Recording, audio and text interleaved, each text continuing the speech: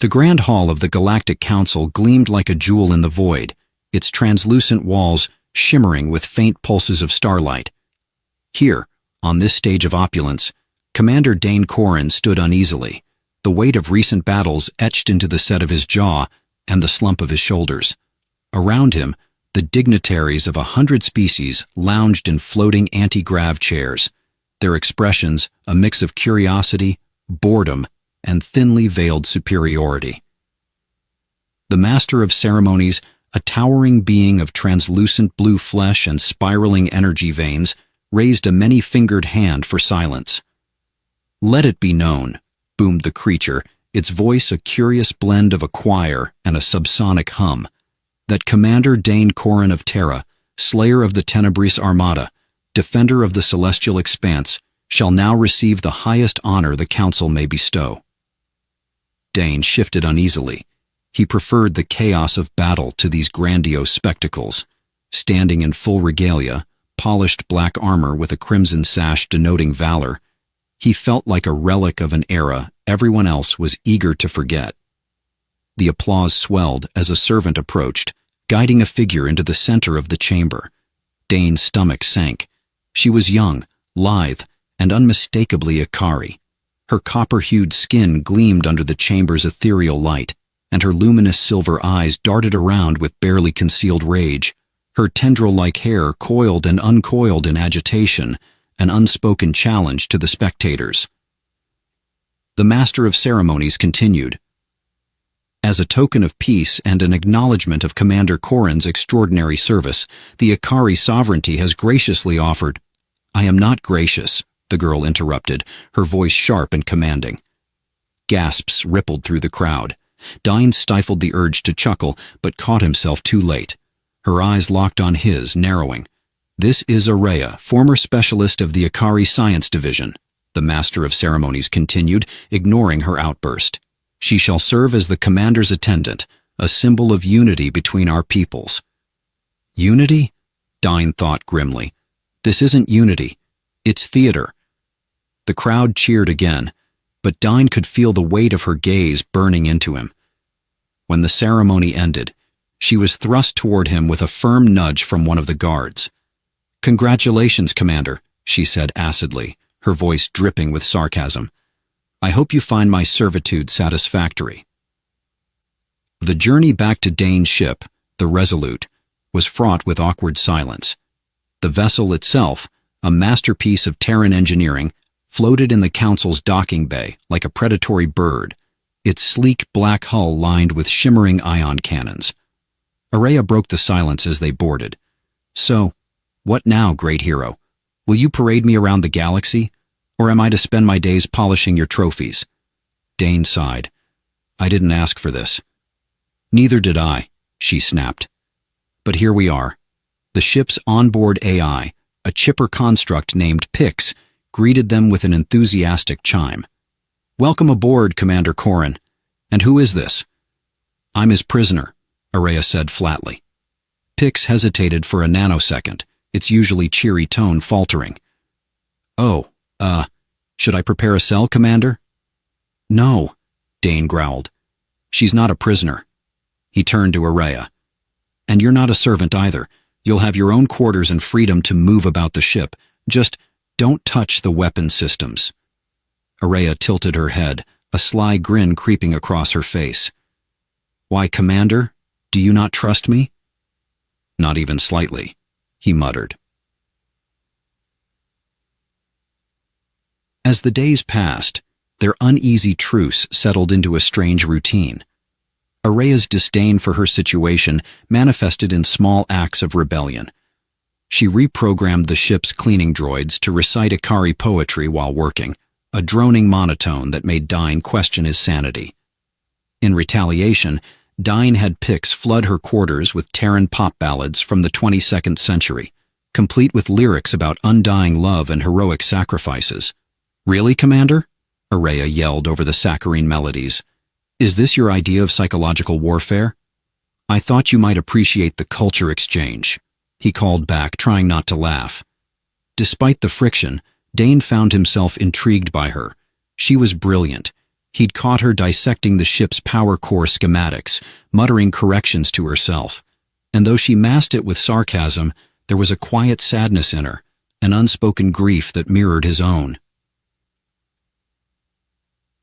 One evening, as the ship drifted through a nebula that painted the viewports in hues of blue and gold, Dine found Araya in the observation lounge. She sat cross-legged on the floor, her tendrils glowing faintly as they moved in rhythm with her thoughts. A small device rested in her lap, projecting a constellation map into the air. "What's that?" he asked, breaking the silence. "A map of my home system," she said softly, her tone uncharacteristically gentle. "I used to navigate these stars. Now I'm just lost." Dane hesitated, then sat beside her. The nebula light reflected in her silver eyes, and for the first time, he saw her not as an enemy or a burden, but as someone trying to find her place in the universe, just like him. "I know what it's like to feel lost," he admitted. "After the war, I thought, maybe peace would feel like a victory. It doesn't." She glanced at him, her expression unreadable. Then, to his surprise, she smiled, a small, fleeting thing, but enough to catch him off guard. "Maybe," she said, "we can both find our way." Dane didn't know how to respond, so he simply nodded.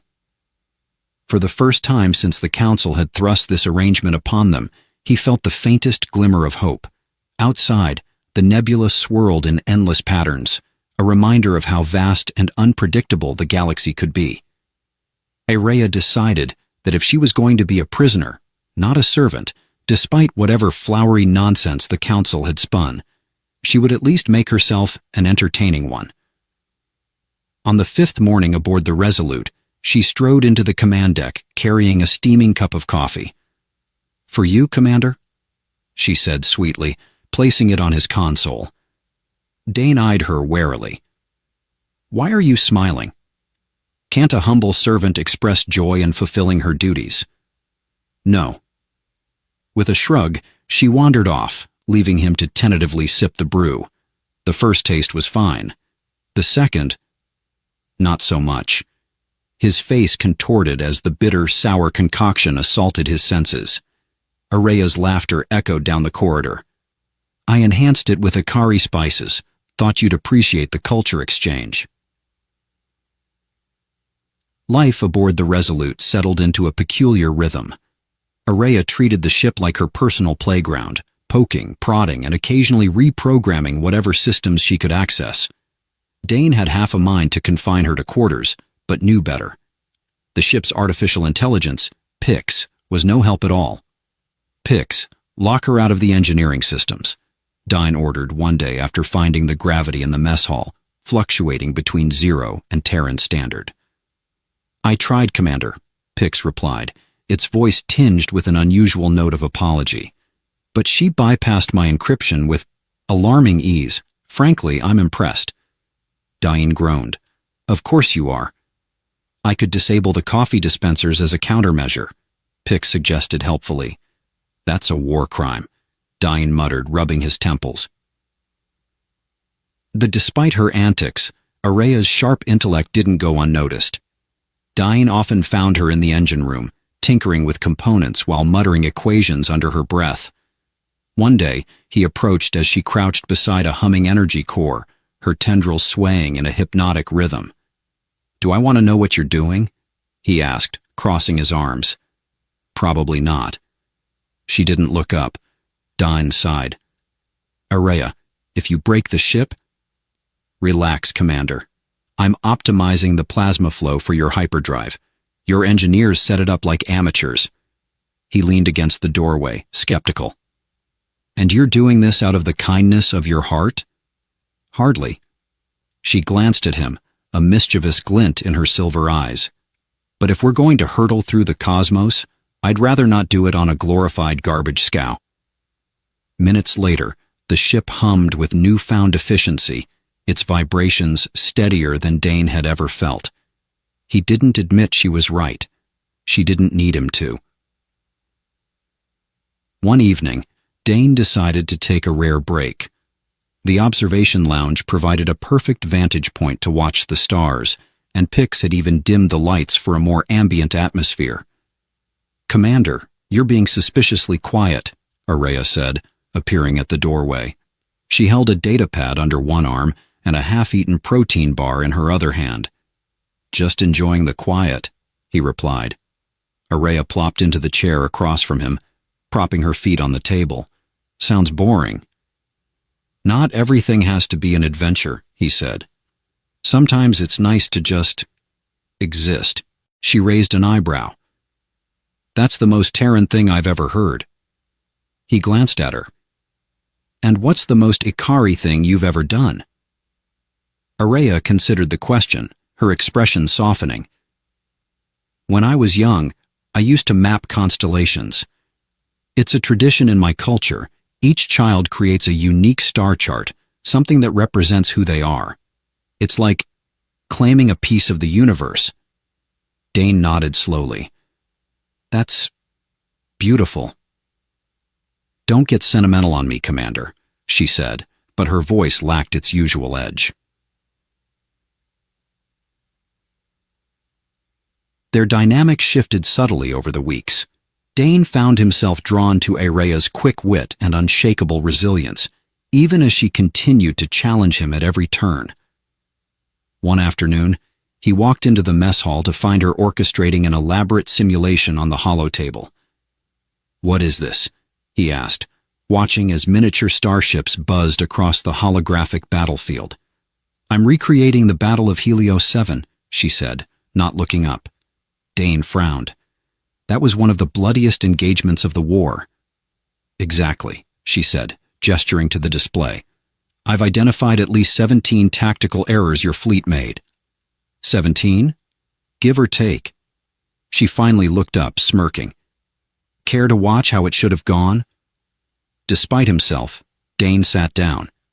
Araya's simulation was brilliant, her strategies elegant yet ruthless. Watching her command the virtual fleet, he couldn't help but feel a twinge of admiration. "You know," he said after a while, "if you'd been in charge of the Ikari forces, we might not be sitting here right now."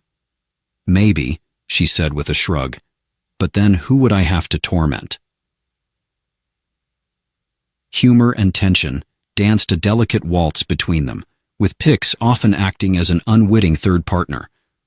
"Commander," the AI chimed one day, "did you authorize Specialist Araya to rename the ship's systems?" Dane frowned.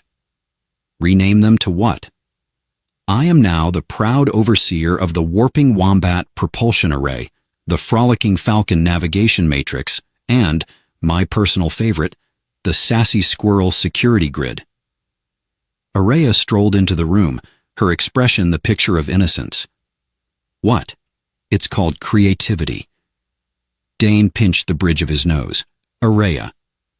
"I'm improving morale," she insisted. Pix chimed in. "For what it's worth, Commander, the names are growing on me." Dane sighed. "I need a drink."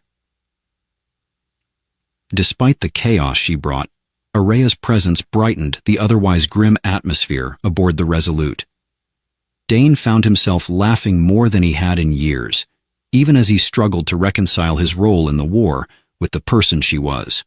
And in quieter moments, when the stars stretched endlessly before them, he began to wonder if perhaps the galaxy had more surprises in store than he'd ever imagined. The corridors of the Resolute hummed with subdued energy as the ship glided through hyperspace, its sleek frame slicing through dimensions like a knife through water. Dane sat at the command console, staring at a transmission blinking on his display. The message bore the emblem of the Galactic Council, a symbol that had come to irritate him almost as much as the message's content. "Commander Corrin, you are hereby summoned to the border of the Ikari Expanse to mediate a territorial dispute. Your expertise and reputation for fairness have been deemed suitable for this delicate matter." Dane sighed, pinching the bridge of his nose. "Fairness," he muttered. "That's one word for it." Behind him, a familiar voice chimed in. "Is this where you gallantly save the galaxy with your overwhelming charisma?" Araya leaned against the doorway, her tendrils curling with faint amusement. "Don't start," he warned. She smirked. Oh, but it's my favorite pastime. What's the mission? Conquering more Ikari space? I hear our moons make lovely war trophies. Dane turned to face her, his expression serious. It's a mediation request. Her smile faltered. Between whom? An Ikari colony and a Terran mining fleet. The Council thinks I can keep the peace. Horesha's silver eyes narrowed, and her tendrils stiffened slightly. How diplomatic of them to send the man who helped dismantle my people's fleets. Dane didn't rise to the bait. Pack your things. You're coming with me. She laughed, but it lacked humor. Oh, am I to play the role of the obedient alien servant, or perhaps the exotic mascot to charm the locals? No, Diane said flatly. You're coming because you know the Ikari better than I do, and because you deserve to see what's happening out there. Araya studied him, her gaze searching. For a moment, something unspoken passed between them. Then she nodded, her tone clipped. Fine, but if this is some kind of Terran guilt trip, I'm billing you for my time. The journey to the disputed zone took 3 days, during which the atmosphere aboard the Resolute shifted. Don found himself questioning the wisdom of bringing Araya. She was sharp-tongued, defiant and unflinchingly honest, qualities that made her a valuable ally, but also a volatile one. As they approached the colony, Araya spent hours in the observation lounge, her eyes fixed on the view of her ancestral space. Dane found her there one evening, seated cross-legged on the floor with a holographic star map floating before her. Can't sleep? He asked. Can't stop thinking, she replied without looking at him. This colony, it's one of our oldest. I used to dream of visiting it. Now I'm about to see it in chains. It's not in chains, Dane said, sitting beside her. Not yet, she muttered. But that's the Terran way, isn't it? Swoop in, claim what isn't yours, then call it peacekeeping. Dane sighed. Not all of us wanted this war. She finally looked at him, her gaze softening slightly. No, but you fought it. And now you're here to pick up the pieces. For a long moment neither of them spoke. The stars outside the viewport stretched endlessly, a reminder of the vastness and fragility of the galaxy they shared. The colony came into view the next morning, a sprawling network of crystalline spires shimmering under the light of twin suns. The Terran mining fleet loomed nearby, its massive drills and transport ships stark and utilitarian against the Ikari architecture. Araya's sharp intake of breath caught Dane's attention. They've already started, she said, her voice trembling with anger. Look at that. They're stripping the moons for resources. Dane frowned. She wasn't wrong. Even from orbit, the scars of mining operations were visible. He opened a channel to the lead Terran ship, the Endeavor.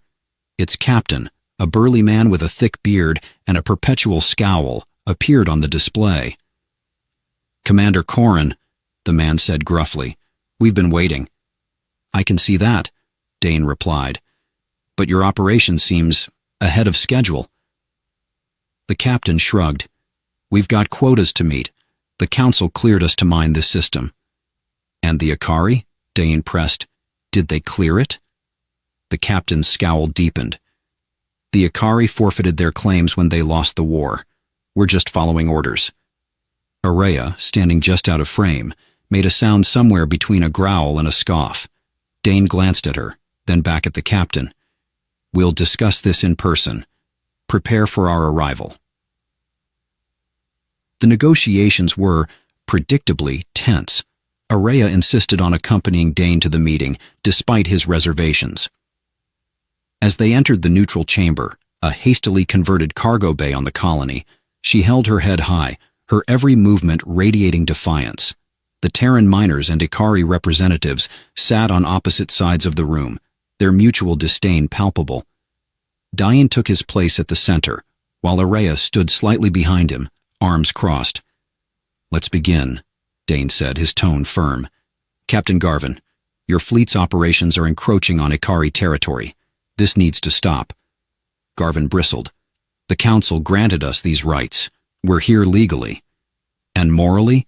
Araya cut in, her voice sharp. Do Terrans care about that? Or is it just about what you can take? The room fell silent. Dane shot her a warning look, but she ignored it. The Akari have lived here for centuries, she continued. These moons aren't just resources. They're part of our history, our culture. Stripping them bare is an act of violence, not progress. One of the Akari delegates, a stoic elder with a crown of glowing tendrils, nodded in agreement. We have offered compromises, but the Terrans refuse to listen. Dane raised a hand. Enough.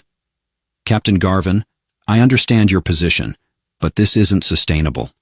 If you continue, you risk sparking another conflict. Garvin hesitated, then grumbled. We'll scale back operations. But we're not leaving. It wasn't the resolution Diane had hoped for, but it was a start. As the meeting adjourned, Araya turned to him, her expression unreadable. You handled that better than I expected, she said, almost like you care. I do, he replied, more than you realize. Later, as the Resolute departed the colony, Araya joined Dane on the bridge. For once, she seemed subdued, her usual sarcasm replaced by quiet contemplation. Thank you, she said softly. For what? For listening, for trying. Dane glanced at her, surprised. You don't make it easy. I'm not supposed to, she said with a faint smile. And for the first time, Dane felt like they might just be on the same side. The diplomatic dust had barely settled when the Resolute received an unscheduled visitor. It started as a flicker on the long-range scanners, a ghost ship drifting in the void like a lost thought. Pix flagged it immediately. Commander, the AI announced with unusual gravity, an unidentified vessel has entered sensor range. It's broadcasting no identification and, well, I suggest we approach with caution. Araya, leaning lazily against the console, perked up. A ghost ship? Oh, this day just got interesting. Shall we take bets? Pirates? Smugglers? Or some ancient evil that'll curse us all? Let's start with scanning it, Dane said dryly, leaning forward to examine the data. The ship was small, angular, and covered in scorch marks that told a story of violence and survival. It's old tech, Araya observed, narrowing her eyes. Looks like it could have been Akari, centuries ago, but those modifications, that's not ours. Could be scavengers, Dane said. Or worse. Define worse, Araya quipped. People like us, Dane muttered, initiating a cautious approach. Docking with the derelict vessel proved to be a delicate operation. The ship's hull was pockmarked with plasma burns, and its airlocks hissed with the reluctance of ancient seals. Dane led the boarding party, with Araya beside him, an electric pulse pistol strapped to her hip. Tell me again why I'm here, she asked, as they stepped into the dimly lit corridors of the ghost ship. Because you're useful, Dane replied, and because I don't trust you alone on the Resolute. She smirked. Fair. The interior was a patchwork of Ikari craftsmanship and jury-rigged repairs, wires snaking across bulkheads like vines reclaiming a forgotten temple. The air smelled faintly of burned circuitry and something metallic, a tang that hinted at old blood. Atmosphere's stable, Pix's voice came through their comms. But I wouldn't recommend extended exposure. Sensors are picking up faint traces of radiation. Lovely, Araya muttered, her tendrils curling in distaste. The group moved cautiously through the narrow corridors, their boots echoing in the oppressive silence. Araya's sharp eyes darted to every shadow, every flicker of movement that turned out to be nothing more than her imagination. Or was it? In the ship's central chamber, they found the first clue, a cracked holographic projector looping a grainy recording. An Ikari woman stood in the flickering light, her tendrils dim and lifeless, her voice distorted by time. Survivors of the Exodus, a warning to any who find this vessel. The message devolved into static, but not before the woman's silver eyes fixed on the camera, pleading and defiant. Araya froze, her breath hitching. The Exodus. It was a myth, a story told to frighten children. What kind of myth? Dane asked. During the first Terran Ikari skirmishes, a fleet of refugees vanished, supposedly fleeing to uncharted space. They were never seen again. Some say they were wiped out. Others claim they found sanctuary among the stars. But this, she gestured at the projector, this is real. And whatever happened to them, Dane said grimly, it wasn't sanctuary. As they explored deeper, the evidence grew more unsettling. Scorch marks suggested the crew had turned on each other. Hatches had been sealed shut from the inside, while others were blown open with explosive force. The ship's logs, painstakingly recovered by Pix, painted a fragmented picture. Supplies dwindling, mutiny brewing, and a name that appeared again and again. The Hunger. That's ominous, Araya said, shivering slightly. Couldn't they have called it something less dramatic, like the slightly unpleasant, or the mildly irritating? No one mutinies over mild irritation, Dane replied, studying the logs. Whatever the hunger was, it tore this crew apart. Or, Araya countered, they tore themselves apart and blamed it on spooky space nonsense. People love a good scapegoat. Dane didn't respond, his focus on a strange reading from the ship's reactor core. Let's check this out. The reactor room was the heart of the ship's mystery. The core pulsed with an eerie, uneven light, surrounded by a web of Ikari symbols carved into the walls. Araya stepped forward, her tendrils glowing faintly as she read the inscriptions. This isn't standard Ikari. It's ancient, pre-war dialects. They're warnings. Warnings about what? She hesitated. It's hard to translate directly, but something like, to awaken is to hunger. Before Dane could respond, a low rumble echoed through the ship. The core's light intensified, casting jagged shadows across the room. Pix's voice crackled in their comms. Commander, energy levels on that vessel are spiking. I recommend an immediate retreat. No argument here, Araya said, backing toward the exit. But as they turned, the reactor surged, releasing a burst of energy that rippled through the ship.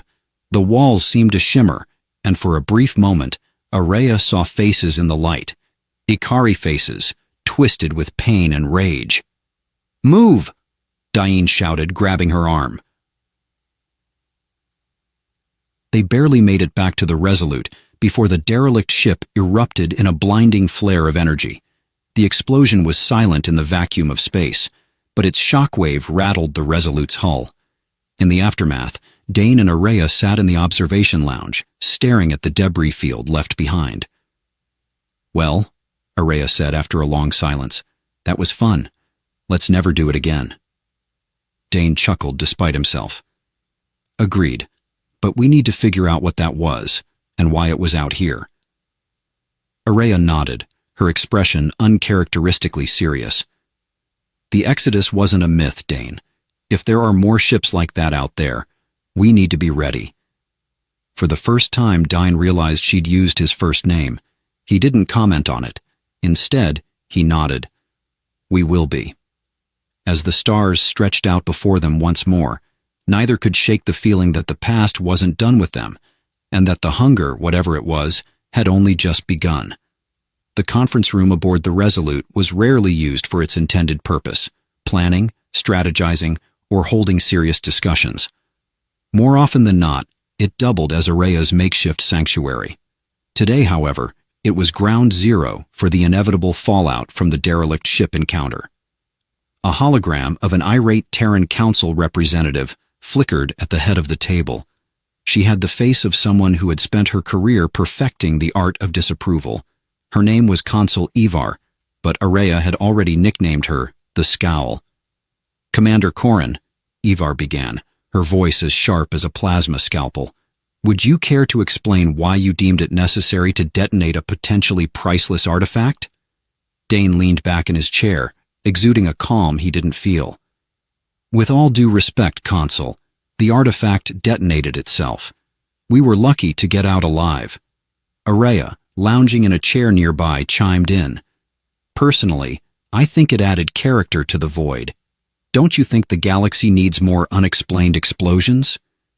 Ivar's holographic glare snapped to Araya. And who is this? The ship's Ikari consultant, Araya said with a mock bow. And occasional savior of incompetent humans. Dain pinched the bridge of his nose. This is Araya. She has a unique sense of humor. Ivar ignored the comment, focusing back on Dain. The Council expects a full report, including an explanation for why you endangered Terran lives to retrieve what amounts to nothing. It wasn't nothing, Dain said, his voice steady.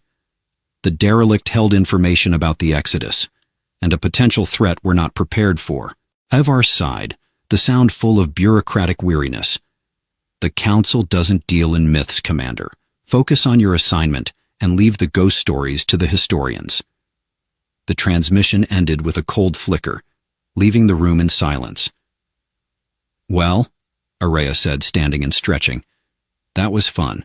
Shall we do it again tomorrow? Not if I can help it, Dain muttered. The days that followed were a whirlwind of research, repairs, and uncomfortable truths. Araya threw herself into deciphering the inscriptions from the derelict, her quarters transformed into a chaos of holographic projections and scattered notes. Dain found her one evening, perched on the edge of her desk, a stylus twirling between her fingers. Making progress? He asked. She shrugged. Depends on how you define progress. If it's finding more things to worry about, then yes. Lodes Dain sat in the chair opposite her, scanning the holograms. Tell me. The hunger, she began, isn't just a metaphor. It's alive, a kind of parasitic intelligence. It feeds on emotion, on the connections between people, fear, anger, even love. That ship? It was infected. Dain frowned. Infected how? I don't know yet, Araya admitted. But whatever it is, it spreads. And if the Council keeps dismissing it as a myth, they won't be ready, Dain finished. She nodded, her expression grim. Exactly. Their conversation was interrupted by a sharp ping from the ship's comm system. Pix's voice filled the room, tinged with amusement. Commander, you have an incoming transmission from a Captain Irvin of the Righteous Endeavor.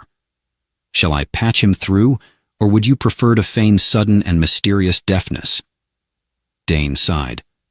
Put him through. The screen flickered to life, revealing the minor captain's scowling face. Commander Corrin, Irvin barked, we've got a problem. My crew's been hearing things, voices, seeing shadows where there shouldn't be any, and some of my men have gone missing. Missing how? Dain asked. Irvin's expression darkened. Vanished. 1 minute they're there, the next they're gone. If this is some kind of Ikari trick— It's not a trick, Araya interrupted, stepping into view. It's the hunger. The what now? Irvin asked, his tone dripping with skepticism. Dain quickly filled him in, leaving out the more unsettling details. Irvin wasn't convinced. Sounds like nonsense to me, but if you think you can help, get down here fast. The mining operation was a far cry from the sterile corridors of the Resolute. It was a chaotic sprawl of prefab buildings and machinery, the air thick with the acrid tang of processed ore. Dain and Araya were met by Irvin at the landing site, his expression a mix of frustration and barely concealed fear. Whatever this is, he said, leading them toward the central hub, it's spooking my crew. They're refusing to work, and if I don't meet my quotas— Corporate outrage? Araya quipped. The horror. Irvin shot her a glare but said nothing. The hub was eerily quiet, its usual bustle replaced by an oppressive stillness. As they entered, the faint sound of whispering reached their ears, indistinct and unsettling. What is that? Dain asked, his hand instinctively moving to his weapon. Irvin shook his head. It started a few days ago. No one knows where it's coming from. Araya closed her eyes, her tendrils glowing faintly. It's not coming from anywhere. It's in the walls, the air. Whatever this is, it's feeding on your crew's fear. Great, Irvin muttered. And how do we stop it? Araya smirked. Got a flamethrower? As night fell, the situation worsened. The whispers grew louder, morphing into fragmented sentences in dozens of voices. Shadows moved where no light should cast them, and the miners huddled together in terrified clusters. Dane and Araya took turns patrolling the camp, their weapons ready.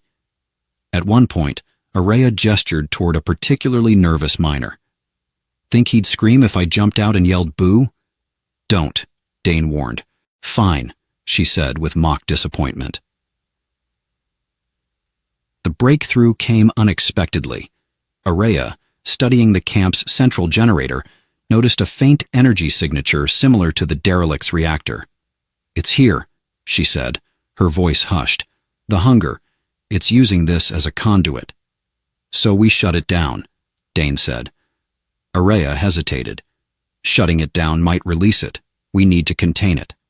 How? She smirked. I have a theory, but you're not going to like it.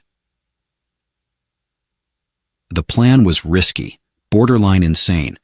Using the generator, Araya modified the energy field to act as a trap, drawing the hunger into a single point. As the machine roared to life, the whispers became a deafening chorus. Shadows swirled and coalesced, fighting against the pull of the field. Is it supposed to look this angry? Dane shouted over the noise. Define supposed to, Araya replied, her fingers flying over the controls. With a final surge, the field collapsed, and the whispers stopped. The camp fell silent, the oppressive atmosphere lifting. Well, Araya said, brushing dust off her hands. That was anticlimactic. Dane stared at her. Anticlimactic? You nearly blew us all up. But I didn't, she said with a grin. You're welcome. As they returned to the Resolute, Dane couldn't help but wonder, how many more places had the hunger touched, and how long could they keep it contained? The silence of space was a contradiction. To the untrained ear, it was peace, a vast canvas painted with the quiet glow of distant stars. To Dane and Araya, it was the calm before the storm. Explain to me again why we're heading into the Stargrave, Dane said, staring at the navigation readouts. Araya leaned casually against the console, her glowing tendrils dancing lazily as she smirked. Because we need answers, Commander, and the Stargrave has them. Answers from whom? Araya grinned. A friend. Sort of. That doesn't inspire confidence. The Stargrave was infamous, a treacherous stretch of space littered with the remains of ships that dared to cross its gravitational minefield. Ancient wormholes shimmered like mirages, leading travelers to either uncharted riches or certain doom. Do you know how many ships have been lost here? Dane asked as they approached. No, but I bet you're about to tell me, Araya replied, tapping idly on her comms unit. Hundreds, Dane said, ignoring her tone. Some say thousands. Well, she said with a theatrical shrug, then we'll be one of the lucky ones. Pix's voice cut in, its tone uncharacteristically hesitant. Commander, I must express my disapproval of this course. The Stargrave is a documented hazard zone, and statistically, not helping Pix, Dane interrupted. Just saying, Pix muttered. The navigating the Stargrave was a delicate dance. Dane gripped the controls tightly, guiding the Resolute through shifting fields of debris and unpredictable gravity wells. Araya, for once, seemed genuinely focused. There, she said, pointing to a faint energy signature on the scanner. That's our destination. Dane squinted at the display. It's a rock. Not just a rock, Araya said with mock offense. It's the observatory. You'll see. As they drew closer, the rock revealed itself to be a sprawling structure carved into a massive asteroid. Jagged towers and sleek spires jutted out at odd angles, glowing faintly with a mix of Ikari and alien technologies. Welcome, Araya said, to the heart of forgotten secrets. The interior of the observatory was a maze of twisting corridors and vaulted chambers, lit by bioluminescent vines that pulsed with an otherworldly rhythm. "Nice place," Dane said, his voice echoing slightly. "Bit overdecorated." "Wait until you meet the owner," Araya replied. They entered a grand chamber filled with holographic projections of stars, planets, and shifting cosmic phenomena. At the center stood a tall insectoid being whose iridescent carapace shimmered with shifting colors. "Kzat," Araya said with a wide grin, "you're looking shiny as ever."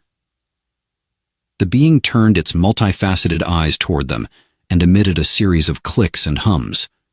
A translator drone hovering nearby converted the sounds into a smooth, melodic voice. "Araya," Kzat said, its tone dripping with amusement. "I wondered when you would grace me with your chaos again." "I aim to please," Araya replied. "This is Dain, my unfortunate companion." "Unfortunate indeed," Kzat said, eyeing Dain. "What brings you to my humble domain?" As Araya explained the situation, Kzat listened intently, its antennae twitching. When she finished, the being was silent for a long moment. "The hunger," Kzat finally said. "A name I have not heard in many cycles. You are bold to seek it out." "Bold or stupid," Araya said lightly. Kzat let out a sound that might have been laughter. "Perhaps both. But you are correct to be concerned. The hunger is ancient, older than your species, Commander." "What is it?" Dane asked. "A fragment of something vast and unknowable," Kzat replied. "It is not alive, not in the way we understand life. It is a force, a shadow of the mind, feeding on the connections that bind sentient beings together." "And how do we stop it?" Araya asked. Kazat's mandibles clicked thoughtfully. "Stopping it is unlikely. Containing it, however, may be possible, but the cost will be high." Dain frowned. "What kind of cost?" Kazat's eyes gleamed. "Knowledge, power, sacrifice.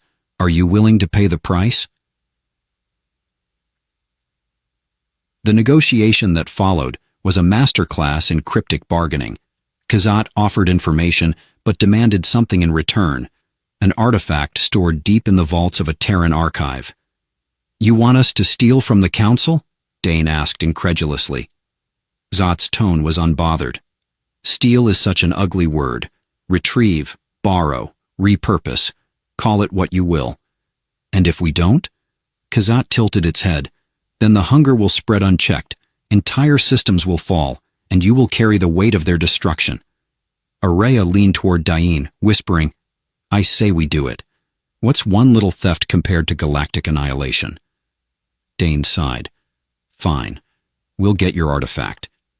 Kazat's mandibles curved in a way that might have been a smile. "Then we have an agreement."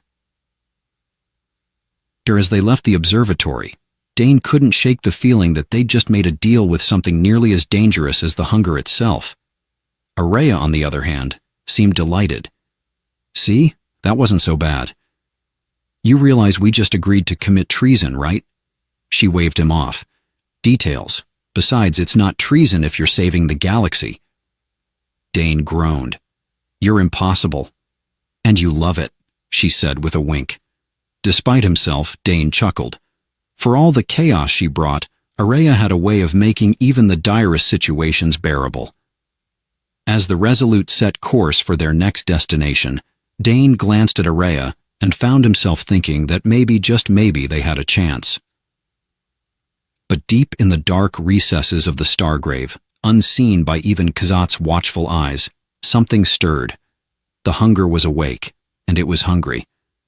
The Terran archives loomed like a fortress of knowledge, its sleek black spires cutting into the atmosphere of New Terranova like obsidian blades. Inside, the collected history of countless civilizations was meticulously stored, protected by layers of security that rivaled any military installation. "Remind me," Dane said, as he adjusted the collar of his stolen uniform, "why I'm the one wearing this ridiculous get-up." "Because," Araya whispered as she fiddled with her holographic disguise emitter, You're the human. And humans don't usually panic at the sight of themselves. Dane scowled. If we get caught, we won't get caught, Araya interrupted cheerfully. Now straighten your badge. You look like a cadet on his first day. The plan was as bold as it was insane. Dain and Araya, posing as representatives of a Terran research division, would infiltrate the Archive's restricted vaults to retrieve the artifact Kazat demanded. Pix, patched into the Archive systems, provided real-time updates and a steady stream of sarcastic commentary. Commander, Pix said in a tone of mock professionalism, did you know that unauthorized access to this facility carries a minimum penalty of 50 years in cryo-detention? Not helping, Pix, Dane muttered. Araya grinned. Relax. Think of it as a romantic getaway. You, me, and a galaxy of trouble. Reaching the restricted vault was surprisingly easy. Almost too easy. They encountered only a handful of guards, and Araya's quick thinking and improvised stories kept them from raising any alarms. The artifact itself was unimpressive at first glance, a smooth, featureless orb of matte black material, pulsing faintly with an inner light. This is it? Dane asked, frowning. Looks like a fancy paperweight, Araya said, shrugging. As Dane carefully lifted the orb, a wave of energy rippled through the room, setting off alarms. Oh, great, Dane groaned. Now what? Araya smirked. Now we run. The escape was a chaotic blur. Guards swarmed the corridors, their shouts echoing as Dane and Araya darted through the maze-like facility. Pix!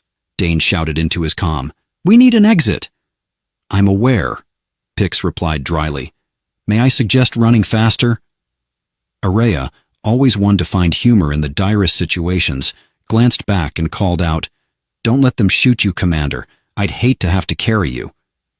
Dane gritted his teeth. You're not helping. On the contrary, she said with a grin, I'm very helpful. By the time they reached the Resolute, the entire Archive was on high alert. The ship roared to life, its engines igniting with a fiery burst as it broke through the planet's defenses and leapt into hyperspace.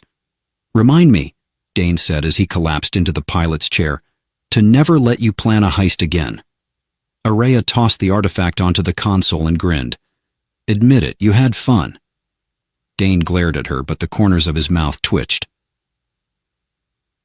Back in the Stargrave, Kazat was waiting, its shimmering form casting strange shadows in the dim light of the observatory. You have it, Kazat said, its voice tinged with approval as it examined the artifact. Dane crossed his arms. Now tell us how to stop the hunger. Kazat tilted its head, the artifact floating between its claws. The hunger cannot be stopped, only contained. This artifact is a key. It can seal the rift that binds the hunger to your realm, but it will require a conduit. What kind of conduit? Araya asked, her eyes narrowing. One of you, Kazat replied simply. The weight of the choice hung in the air. Araya stepped forward first, her expression unreadable. I'll do it, she said. No, Dane said firmly. You've already sacrificed enough. She turned to him, her tendrils dimming with sadness. And you haven't? Dane, this is my fight too. Let me do this. Dane shook his head. We'll find another way. You're both insufferable, Kazat interjected. The artifact requires only a temporary bond. The one who acts as the conduit will survive, though not without pain. Araya raised an eyebrow. Couldn't have mentioned that earlier? I enjoy the drama, Kazat said with a shimmer of amusement. Together, Dain and Araya activated the artifact, channeling its power to close the rift. The process was agonizing, the energy tearing through their minds and bodies as they fought to contain the hunger's influence. In the end, the rift sealed with a brilliant flash, the oppressive presence of the hunger vanishing. Dain and Araya collapsed, breathing heavily but alive. Remind me, Dain said weakly, to never do that again. Araya chuckled. Agreed.